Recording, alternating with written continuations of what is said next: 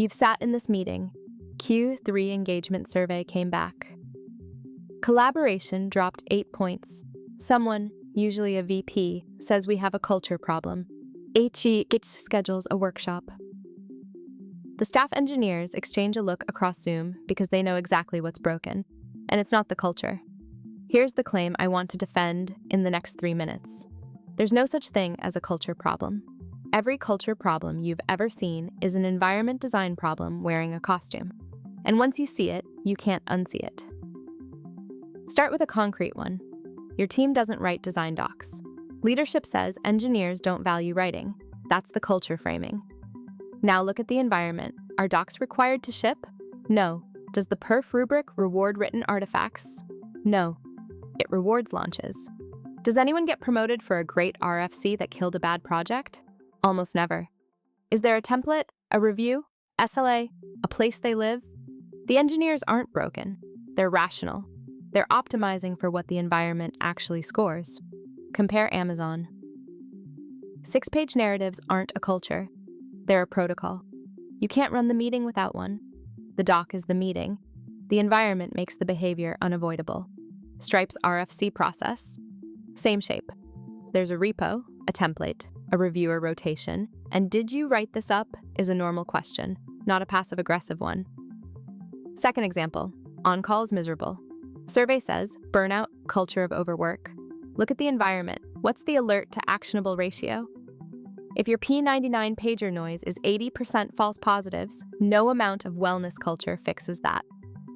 The fix is alert hygiene, runbooks, and a hard rule that flapping alerts get deleted, not snoozed.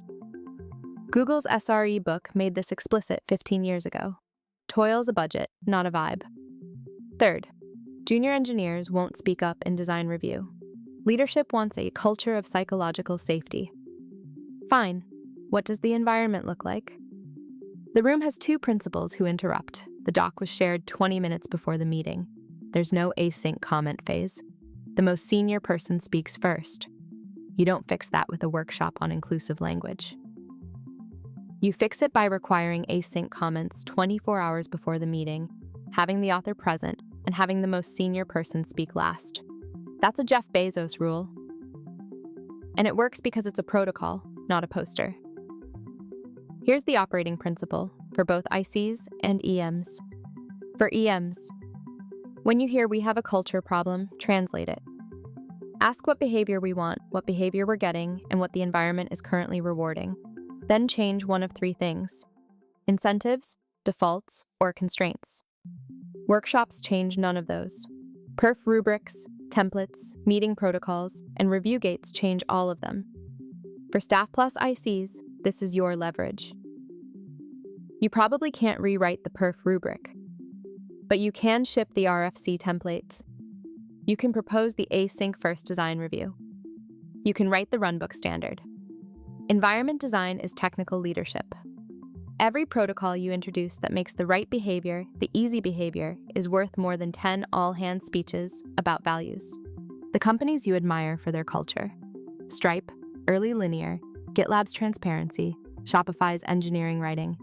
They didn't get there by hiring better humans.